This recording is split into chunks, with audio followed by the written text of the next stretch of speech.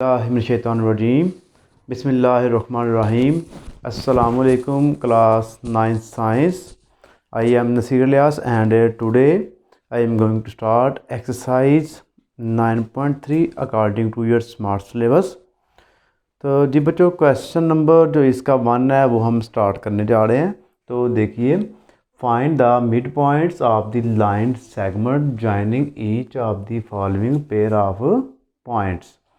इनके ये हमें दो पेयर दिए गए हैं, ऑर्डर पेयर ए और बी है, हमें दो दिए गए हैं और इन दोनों का हमने मिड पॉइंट फाइंड करना है। जैसा कि आपको पहले ही इल्म है कि ये दो जो पॉइंट होते हैं ऑर्डर पेयर होते हैं, इन दोनों को मिला के हमारे पास एक डॉट आता है। ऐसे एक पॉइंट हो गया।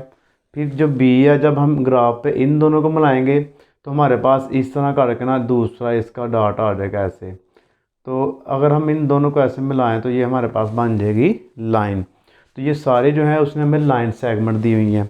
अब हमने करना क्या है जी, हमने इन दोनों का जो मिड पॉइंट है, यानी कि ये कहाँ पर इसका सेंटर आ रहा है, तो ये एम जो है मिड पॉइंट, ये हम फाइंड करेंगे इसको जो है, यानी कि यहाँ पे और यहाँ पे जो इन दोनों का हाफ जहाँ पे आ रहा है, यानी कि सेंटर आ रहा है, वो हमने फाइंड करना है। तो इसके लिए आपने एक छोटा सा काम करना है। इसका फार्मूला हमारे पास, वो फार्मूला आपने याद कर लेना है और उसको यूज़ करके आपने ये क्वेश्चंस करने हैं। इंतहाई इंपॉर्टेंट क्वेश्चन, आपको एक शॉर्ट क्वेश्चन ज़रूर आता है इसमें से। तो देखिए, इसको हम एम से ज़ाहिर कर लें, आर से कर लें, एल से कर लें, ये आपकी मर्ज़ी है। एक्स वाई, इनके ये एक्स कोऑर्डिनेट हो गया हमारे पास, ये हो गया वाई कोऑर्डिनेट। तो उसके बाद इक्वल मिड पॉइंट जो है एम। उसके बाद फार्मूला देखिए था, ये आसान है आपका, x1 plus x2 divided by 2। उसके बाद y1 plus y2 divided by 2। तो जी बच्चों, ये जो है हमारे पास मिड पॉइंट का फार्मूला है। मिड पॉइंट जब भी आपने फाइंड करने हैं तो आपने ये फार्मूला यूज़ करना है। अब हम जो है स्मार्ट सिलेबस के मुताबिक हमारे पास जो क्वेश्चन नंबर 1 है उसके सिर्फ 3 पार्ट्स हैं। वो 3 पार्ट्स हम करेंगे तो आपका क्वेश्चन नंबर 1 हो जाएगा कंप्लीट। तो देखिए, ये फार्मूला हम इसमें अप्लाई करते हैं। सबसे पहले आप लिख लें सॉल्यूशन, उसके बाद आप लिखें फार्मूला। एम लिख लें, आर लिख लें, एल लिख लें, आपकी मर्ज़ी है। X y is equal m, उसके बाद x1 plus x2 divided by 2, उसके बाद y1 plus y2 divided by 2। अब जो है हमारे पास क्वेश्चन ये है कि x1 कौन सा है और x2 कौन सा है, y1 कौन सा है, y2 कौन सा है। तो इसका जो आंसर है वो ये है कि देखिए, यहाँ पर हमारे पास x1 ये हो गया और x2 ये हो गया दूसरी वैल्यू, y1 ये हो गया और ये y2। जैसे कि हमने जो 9.2 की है उसमें भी हमने ये यूज़ किया है और 9.1 की है उसमें भी हमने ये पेयर यूज़ किए हैं। पहली वैल्यू हमेशा हमारी x1 और y1 होगी, दूसरी x2 y2 होगी। अब x1 की जगह पे हम लिखेंगे 9 प्लस, और हम इसकी जगह पे लिखेंगे x2 की जगह पे 7। इन दोनों को प्लस कर देंगे हम। यहाँ पर आपने m ज़रूर लिखना है। उसके बाद y1 पे हम लिखेंगे 2 प्लस y2 की जगह पे हम लिखेंगे 2। दोनों को 2 पर डिवाइड कर दें और यहाँ पर आप देखिए 9 में 7 प्लस करें तो ये बन जाएगा जी 16 डिवाइडेड बाई 2। 2 में 2 प्लस करें 4 डिवाइडेड बाई 2। तो इसको डिवाइड कर दें, 2 8 ज़ा 16 और 2 2 ज़ा 4। तो जी बच्चों, ये जो है हमारे पास जो पहला क्वेश्चन है उसके मिड पॉइंट आ गए 8 और 2।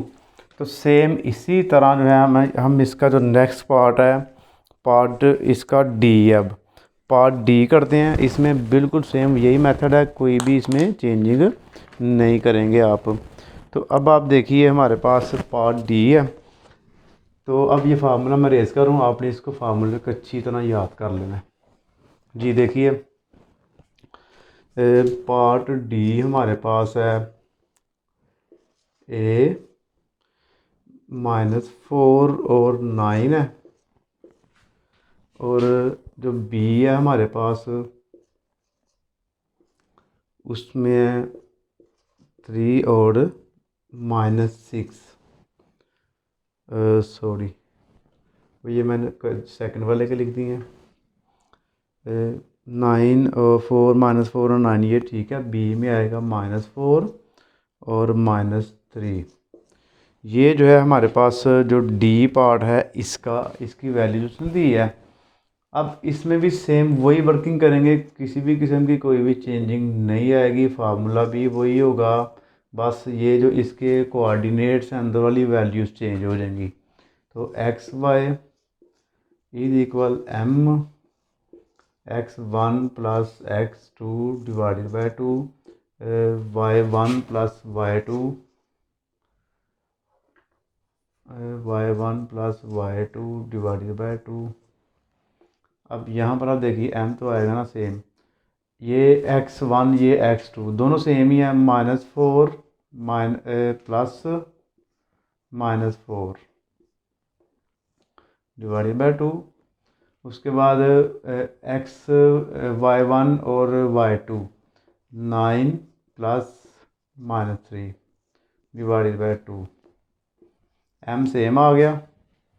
तो यहाँ पर आप देखिए -4 प्लस -4 डिवाइडेड बाई 2, यहाँ पर 9 प्लस -3 डिवाइडेड बाई 2।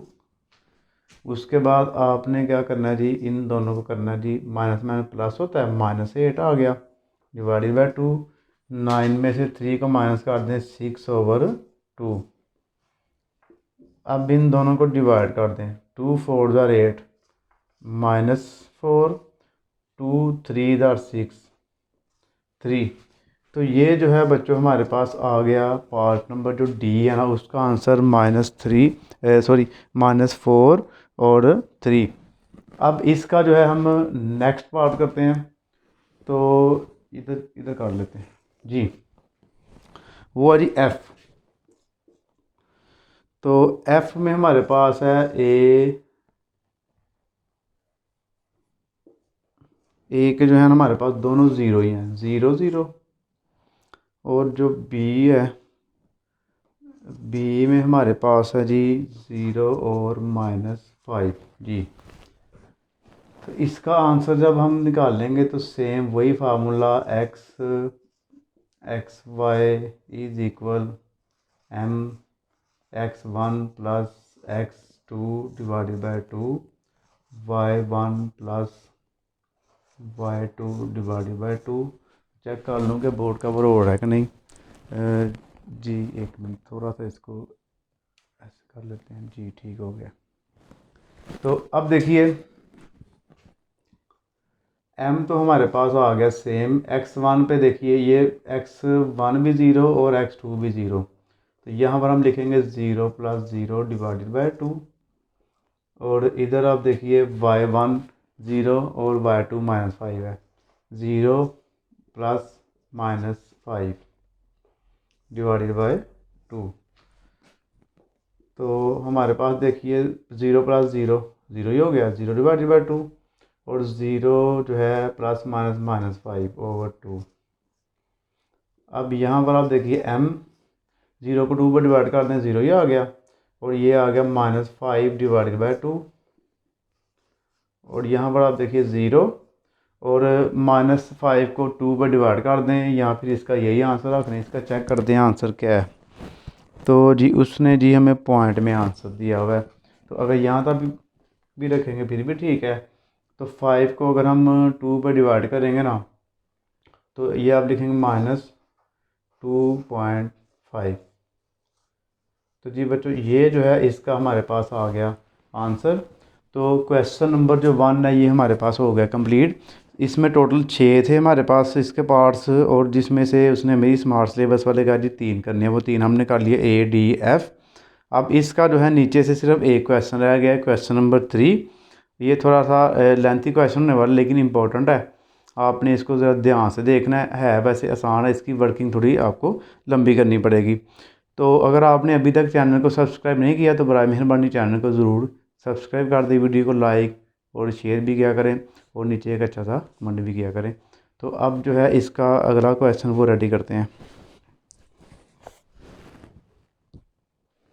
तो जी बच्चों देखिए, इसका जो है क्वेश्चन नंबर 3 और स्मार्ट सिलेबस के मुताबिक ये हमारा लास्ट क्वेश्चन है। इस क्वेश्चन को समझने के लिए आपने इसको पूरा देखना है, स्किप नहीं करना है इसको। देखिए, prove that mid point of the hypotenuse of a right triangle is equidistance from its 3 vertices P Q R. जी कहता है प्रूव करें कि मिड पॉइंट, पहला एक चीज़ ये ध्यान में रखना है, of hypotenuse of right angle triangle, इसका तो आपको पता होगा, ऐसी ट्राइंगल जिसके अंदर एक 90 का एंगल होता है, is equidistant from its vertices, 3 जो वर्टिसेस हैं उससे इक्विडिस्टेंस है। यानी कि देखिए, एक हमारे पास है राइट एंगल ट्राइंगल,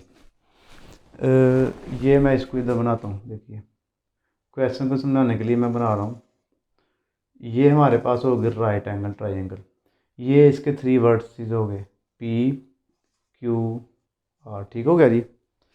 अब ये आपको पता है जी, ये इसका होती है बेस होती है, ये इसका परपेंडिकुलर होता है, और ये जो है हाइपोटेन्यूस होता है इसका, ठीक हो गया जी।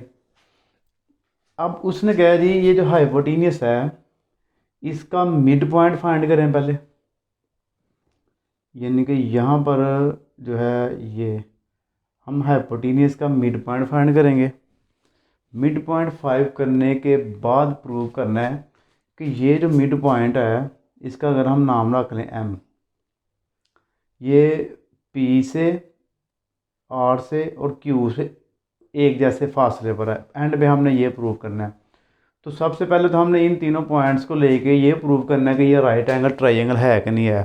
तो हमने पहले इसका पी क्यू का डिस्टेंस फाइंड करना है, क्यू आर का डिस्टेंस फाइंड करना है और पी आर का डिस्टेंस फाइंड करना है। उसके बाद हम पाइथागोरस थ्योरम अप्लाई करेंगे।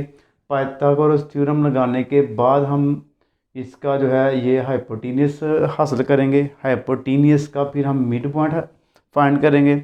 मिड पॉइंट फाइंड करने के बाद फिर हम पी एम, एम आर और एम क्यू ये फाइंड करेंगे और इन तीनों का आंसर जो है ना वो इक्वल आएगा। तो ये यानी कि इसकी इतनी लंबी वर्किंग है, पूरी वीडियो देखेंगे तो आपको इसकी अच्छी तरह समझ आएगी। वही एक जैसी ही वर्किंग हम बार बार रिपीट करेंगे। तो यानी कि ये हमने प्रूव करना है कि इसका पॉइंट यहाँ से यहाँ तक, यहाँ से यहाँ तक और यहाँ से यहाँ तक जो वक्फ है वो सेम आता है कि नहीं आता, ये प्रूव करना हमने। तो आइए करते हैं क्वेश्चन स्टार्ट। तो क्वेश्चन में सबसे पहले हमारे पास देखिए 3 पॉइंट दिए गए हैं, वो लिखें पहले आप।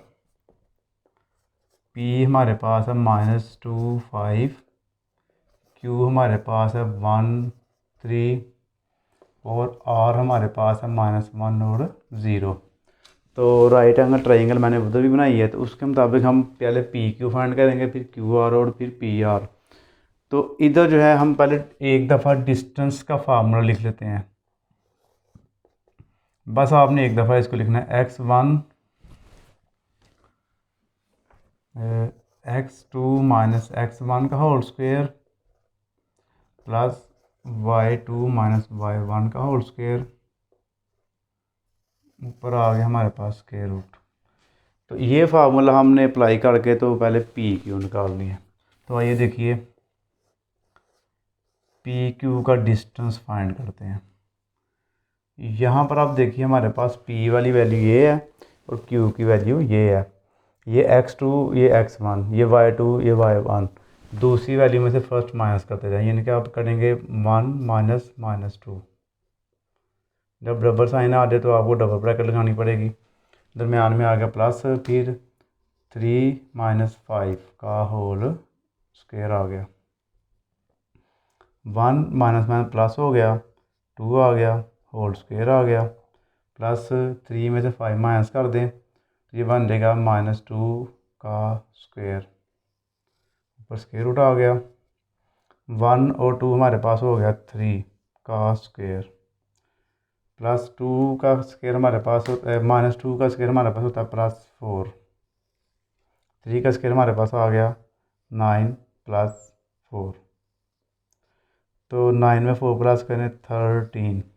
हमारे पास जो पहला आंसर आ गया बच्चों वो आ गया जी 13। PQ यानी कि बेस हमारे पास आ गई है। उसके बाद हम परपेंडिकुलर फाइंड कर लेते हैं QR, यानी कि इसकी जो लेंथ है हमारे पास, सॉरी इसके ऊपर स्क्वायर रूट भी आएगा। ये जो लेंथ हमारे पास आई है ना PQ की, 13 का स्क्वायर रूट आ गया। अब हमने QR की लेंथ फाइंड करनी है, तो यहाँ पर हम लिखेंगे Q और R।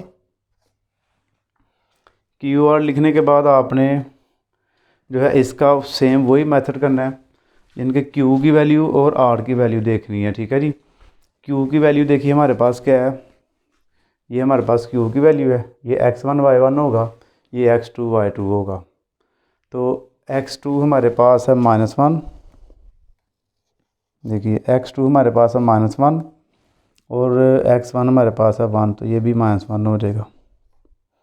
दूसरी वैल्यू में से पहली माइनस करते जाएं, 0 - 3 होल स्क्वायर। तो यहाँ पर आप देखिए अब ये माइनस माइनस प्लस हो गया, -2 का स्क्वायर आ गया प्लस, ये देखिए अब 0 में से अगर हम -3 करें तो -3 ही आ जाएगा। उसके बाद 2 का स्क्वायर ले लें, 2 ज़ार कितना होता है हमारे पास 4, तो ये +4 आ जाएगा, +3 3 9, तो ये +9 हो जाएगा। दोनों को प्लस कर लें तो 13 का स्क्वायर रूट। तो अब देखिए PQ की लेंथ और QR की लेंथ हमारे पास आई है सेम। अब ये जो 13 का स्क्वायर रूट है ये इसकी भी लेंथ हो गई। अब हमारे पास इसकी रह गई है तीसरी लेंथ, उसको फाइंड करते हैं। वो रह गई है जी PR। यहाँ पर हम लिखते हैं PR। तो उसकी लेंथ के लिए हमने P की वैल्यू देखनी है और R की वैल्यू देखनी है। P की वैल्यू ये है और R की वैल्यू ये है। P पहले है तो ये x1 और y1 हो गया, ये x2 और y2 का, जिनके इस दूसरी वैल्यू में से आपने फर्स्ट माइनस करनी है। तो आप लिखेंगे जी -1 - -2 स्क्वायर, यानी ब्रैकेट लगा के फिर स्क्वायर लगाएं ऐसे, दरम्यान में प्लस, ये जो है ना स्क्वायर ब्रैकेट लगाया करें ये ऐसे। उसके बाद हमने किया जी -1 - -2 0 - 5, 0 - 5, दूसरी वैल्यू में से पहली आपने माइनस कर दी, ऊपर स्क्वायर रूट आ गया। -1 माइनस हो गया +2 का स्क्वायर, प्लस ये हो गया -5 ही आ गया हमारे पास, इसका स्क्वायर हो गया। तो 2 में से अगर हम 1 माइनस करें तो हमारे पास 1 आ जाता है ऐसे, 1 का स्क्वायर। 5 5 = 25, माइनस वाली वैल्यू का स्क्वायर जब भी होगा तो वो प्लस हो जाती है। तो ये 1 सेम आ गया, 1 का स्क्वायर 1 ही होता है, 25 सेम आ गया। इन दोनों को प्लस कर लें, 26 आ गया। अब हमारे पास तीसरी लेंथ आ गई बच्चों। तीसरी लेंथ हमारे पास क्या आई है, 26 का स्क्वायर रूट, ये हमारे पास आ गई जी PR। अब जो है इसका हमने हाइपोटीनियस मालूम करना है, कि क्योंकि उसने क्या जी हाइपोटीनियस का मिड पॉइंट फाइंड करना है। हमारे पास एक होगी बेस, ये होगी परपेंडिकुलर, ये हो गई हमारे पास हाइपोटीनियस। लेकिन इसको हमने प्रूव करना है जी पाइथागोरस थ्योरम की मदद से कि ये हाइपोटीनियस ही है। तो अब पाइथागोरस थ्योरम हमारे पास क्या होता है, देखिए ये होता है जी बेस का स्क्वायर परपेंडिकुलर का स्क्वायर दोनों जमा हो जाते हैं, और बाहर हमारे पास आता है हाइपोटीनियस का स्क्वायर यानी कि सी स्क्वायर। तो PR का स्क्वायर इज इक्वल होगा PQ + QR का स्क्वायर। तो वैसे भी ये जो आपने हमेशा निशानी याद रखनी है इसकी, यहाँ पर 90 का एंगल बन रहा है, 90 के एंगल के सामने जो भी आपकी होगी लेंथ वो हमेशा जो है हाइपोटीनियस होगी। तो ये मेन हिंट है इसको याद करने का। तो जी देखिए आप PR का स्क्वायर, ये तो हमें पता है कि ये जो है ना हाइपोटीनियस ही है, और बेस PQ पी क्यू का स्क्वायर और plus Q R perpendicular Q R का स्क्वायर। इसमें वैल्यू पुट करके तो हाइपोटेनियस फाइंड करते हैं, वेरीफाई, बल्कि हमें तो पता है हाइपोटेनियस यही है, बस हम इसको वेरीफाई करेंगे। तो पी आर हमारे पास क्या है जी, 26 जो है उसका स्क्वायर रूट है, फिर उसके ऊपर स्क्वायर है। उसके बाद पी क्यू 13 का स्क्वायर रूट और उसका स्क्वायर, क्यू आर 13 का स्क्वायर रूट और उसका स्क्वायर, स्क्वायर रूट स्क्वायर से कैंसिल हो गए साहब के। 26 is equal 13 plus 13, 26 is equal 26 जी। अब यहाँ पर हमारे पास दो चीज़ें फाइंड हो गई हैं। एक तो हमें ये श्योर हो गया है कि ये जी राइट एंगल ट्राइंगल है, यानी कि जिस ट्राइंगल पर पाइथागोरस थ्योरम अप्लाई हो जाए, यानी कि दोनों साइड सेम आ जाएं, तो उससे हमें ये श्योरिटी हो जाती है कि ये हमारी राइट एंगल ट्राइंगल है। ठीक हो गया, एक तो ये प्रूव हो गया। दूसरे नंबर पे हमने पाइथागोरस थ्योरम प्रूव किया है और दोनों साइडें देखें बराबर आई है, तो जो बड़ी साइड होती है वो हमारे पास क्या होती है जी, हाइपोटेन्यूस होती है। अब हमने क्या करना है जी, जो पी आर है, पॉइंट पी और आर, इसका हमने मिड पॉइंट फाइंड करना है। तो हम लिखेंगे hence P R is a hypotenuse,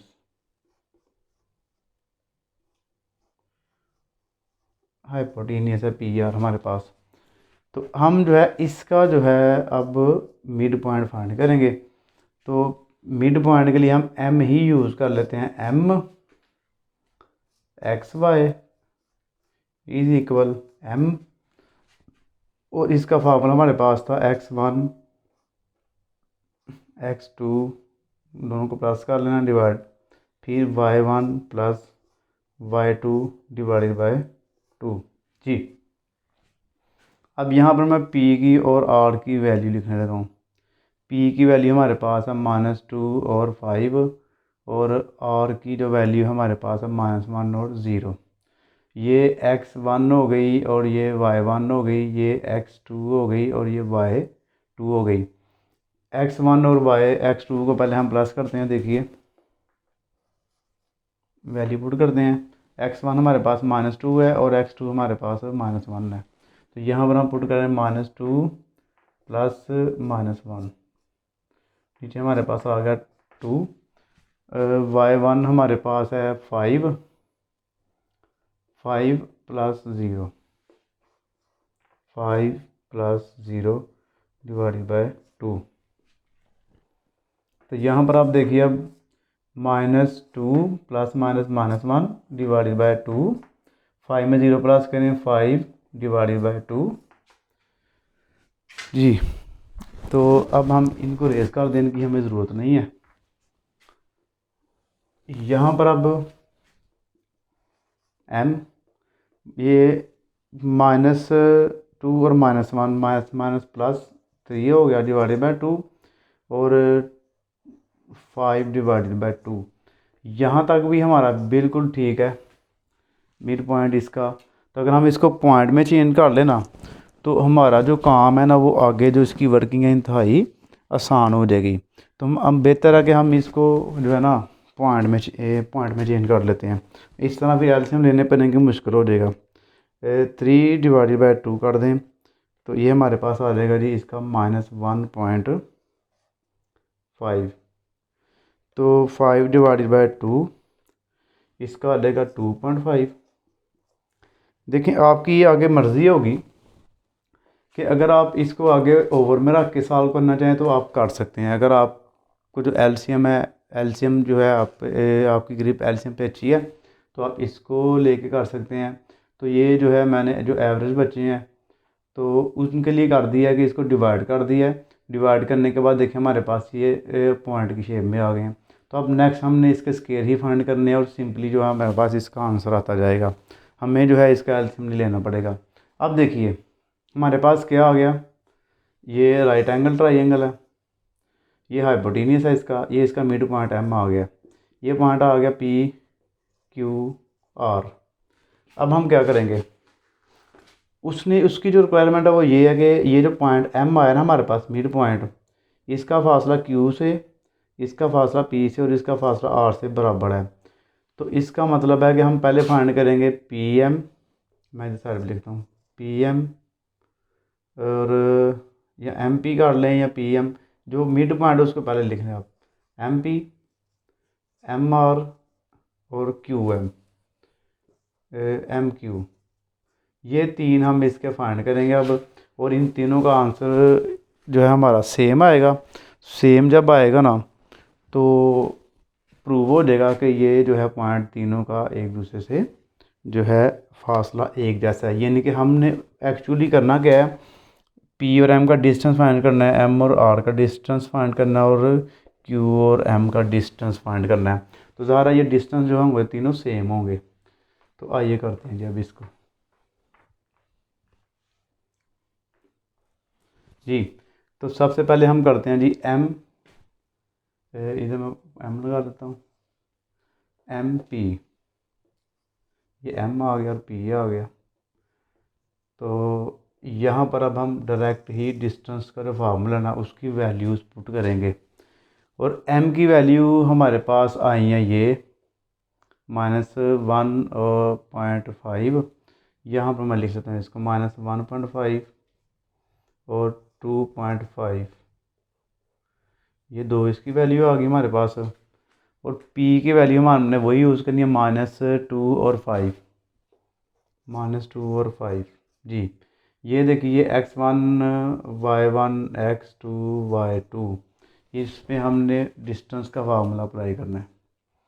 x2 हमारे पास -2 और दरमियान में आता है इसके माइनस, और x1 हमारे पास -1.5 प्लस आ गया।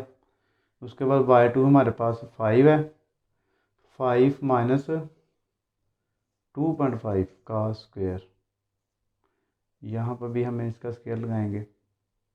ये ठीक हो गया। अब यहाँ पर देखिए जी -2 आ गया सेम, माइनस माइनस हो गया प्लस, तो 1.5 है ये आ गया सेम, इसका कर दिया आप स्क्वायर, प्लस आ गया। तो 5 में से अगर हम 2.5 माइनस करें तो हमारे पास आ जाएगा 2.5 का स्क्वायर। अब हमें ज़रूरत पड़ेगी यहाँ पे कैलकुलेटर की, इनको पहले कर लें हैं प्लस माइनस। अगर हम देखिए 2 में से 1.5 माइनस करें तो हमारे पास -0.5 बच जाएगा, इसका स्क्वायर 2.5 का हम स्क्वायर ले लेते हैं। तो अगर हम 2.5 का स्क्वायर लें ना, 2.5 और इसका अगर हम स्क्वायर ले लें तो ये हमारे पास बन जाता है जी 6.25 स्क्वायर रूट। और यहाँ पर हम -0.5 का स्क्वायर ले लें, -0.5 का अगर हम स्क्वायर लें ना तो वो हमारे पास बन जाएगा +0.25 +6.25, दोनों का हम प्लस कर लेते हैं।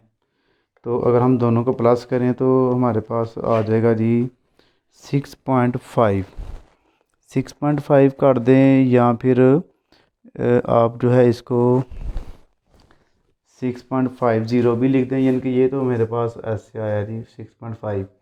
तो जिसके साथ कुछ ना हो आप एंड पे जितने मर्जी जीरो लगाते रहें, वो कोई इशू नहीं है।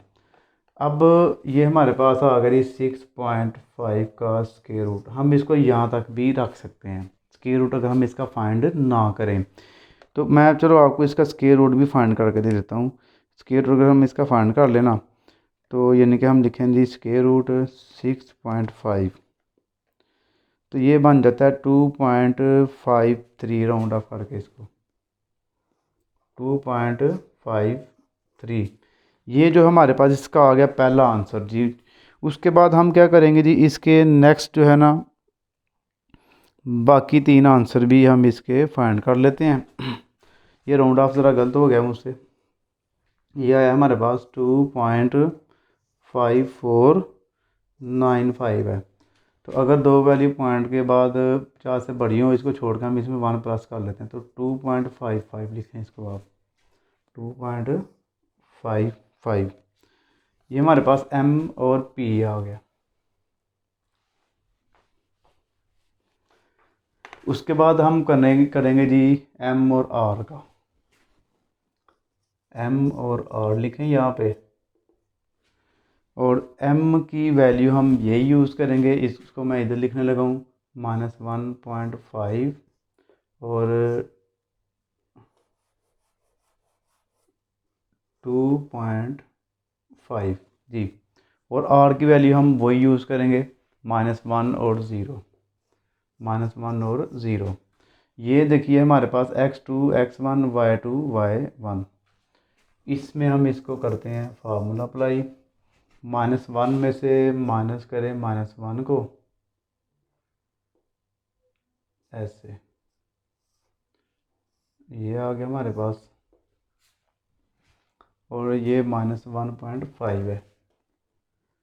यहाँ पर आप लिखें -1.5, यानी कि ये हमारे पास आप देखिए ना x2 और x1, तो -1 जी, नहीं गलत हो गया, इसको दोबारा लिखते हैं।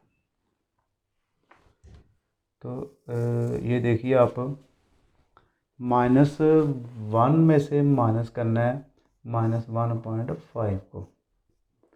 ये इसका हमारे पास आ गया स्क्वायर ऊपर। उसके बाद दरमियान में आएगा प्लस। तो अब आपने क्या करना है जी, ये जो दूसरी वैल्यू है y2 में से इसको माइनस करना है। तो आप करेंगे 0 माइनस 2.5 का स्क्वायर जी। अब देखिए -1 तो सेम माइनस माइनस हो गया, +1.5 इसका स्क्वायर आ गया। तो प्लस 0 में से अगर हम इसको माइनस करें तो हमारे पास -2.5 का स्क्वायर ही आएगा। ये आ गया ऐसे। अब 1.5 में से 1 माइनस कर दें तो 0.5 आ गया स्क्वायर, प्लस और -2.5 का स्क्वायर या +2.5 का स्क्वायर हो तो हमारे पास 6.25 ही आएगा पर स्क्वायर रूट। 0.5 का हमने स्क्वायर लिया था ऑलरेडी, ये देखिए, तो वो हमारे पास आया था 0.25। इसको ये लिख लें आप, 0.25 प्लस 6.25, इनको हमने प्लस किया था, हमारे पास आ गया था 6.5 स्क्वायर रूट। इनका हमने स्क्वायर रूट लिया था, हमारे पास आ गया थी 2.55 जी। तो अब देखिए M P और M R हमारे पास आ गए सेम। अब जो है हम इसका फाइंड करते हैं, लास्ट वाला रह गया M Q, और बाद में फिर इसका जो आंसर हम कंपेयर करेंगे कि क्या तीनों का आंसर सेम आता कि नहीं आता। वो मैं इधर ही करूँगा इसी साइड पे, क्योंकि पीछे से हमने मिटाना नहीं है, तो यहीं से हम करते हैं इसको। तो देखिए यहाँ पर मैं इसको करता हूँ जी। क्या करना था हमने, एम क्यू, तो इसमें आपने वही फार्मूला अप्लाई करना है M और Q का। मैं ज़रा कैमरा थोड़ा सा इधर कर लूँ ताकि आपको नज़र सही आए। जी ठीक हो गया जी। तो MQ है हमारे पास। M की तो वैल्यू हम यही लिखेंगे, Q की वैल्यू हमने वो 1 और 3 लिखनी है। तो ये मैं इधर ऊपर लिखने लगा हूँ। पहले जो है M है, तो -1.5, थोड़ा नीचे कर लेते हैं आपको मेरी भी नज़र ना आए। तो -1.5 2.5 ये आ गई M की, और Q की हमारे पास 1 और 3 है। तो अब आपने क्या करना है, इसको करना है। इसको करने के लिए आपने देखिए ये x2 ये x1, 1 माइनस -1.5, और इसका हमारे पास आ जाएगा ये स्क्वायर, दरम्यान में प्लस 3 माइनस 2.5, 3 माइनस 2.5 स्क्वायर आ गया इसका भी। 1 माइनस माइनस हो गया प्लस 1.5 का स्क्वायर प्लस 3 में से आप 2.5 माइनस करेंगे तो 0.5 आ जाएगा, स्क्वायर आ गया। उसके बाद इन दोनों को प्लस कर लें, ये हो गया 2.5 का स्क्वायर, ये हो गया हमारे पास 0.5 का हमने ऑलरेडी स्क्वायर लिया था, वो आया था 0.25 जी। 2.5 का भी हमने इधर स्क्वायर लिया था 6.25 आ गया प्लस 0.25 स्क्वायर रूट 6.5 आया था स्क्वायर रूट 6.5 का अगर हम स्क्वायर लें स्क्वायर रूट लें तो हमारे पास आ जाएगा 2.55 जी। तो आप गौर करिए ज़रा, जो उसने हमें क्वेश्चन ने कहा था कि क्या वो हमने प्रूव कर लिया है कि नहीं किया। पहला जो डिस्टेंस है इसका वो इक्वल, ये भी इक्वल और ये भी इक्वल, यानी कि आप गौर कर सकते हैं जी, ये जो तीनों साइड, तीनों जो हमारे पास मिड पॉइंट से फासले हैं इक्वल आ गए हैं। तो फिर आपने क्या करना है जी, mid point hypotenuse of writing equidistance from 3 vertices. तो आप लिख लें so mid point of hypotenuse is equidistant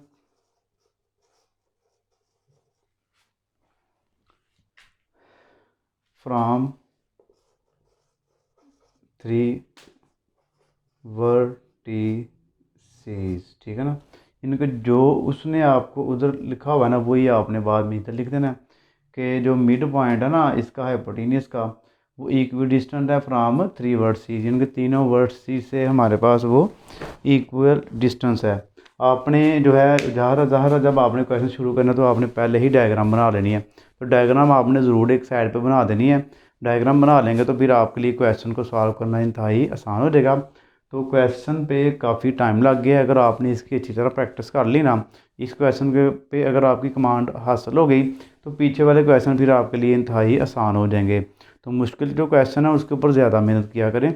तो अगर आपने बच्चों अगर व्हाट्सएप ग्रुप में ऐड होना चाहते हैं, इस वीडियो की डिस्क्रिप्शन में आपको व्हाट्सएप ग्रुप का लिंक मिलेगा, उस पर आपने क्लिक करना है और आप डायरेक्ट ही ग्रुप में ऐड हो जाएंगे। किसी भी किस्म का कोई भी आपने क्वेश्चन पूछना हो तो ज़रूर पूछा करें, और चूँकि जो पूछता है वो ज़्यादा सीखता है, तो आपको इंशाल्लाह मैं ज़रूर रिप्लाई करूँगा। और अगर आपने चैनल को अभी तक सब्सक्राइब नहीं किया तो बराए मेहरबानी चैनल को ज़रूर सब्सक्राइब करें, वीडियो को लाइक कर दिया करें और एक अच्छा सा नीचे कमेंट भी एंड पे कर दिया करें। तो अपनी दुआ में आपने याद रखना है। जज़ाकल्लाह, अल्लाह हाफिज़।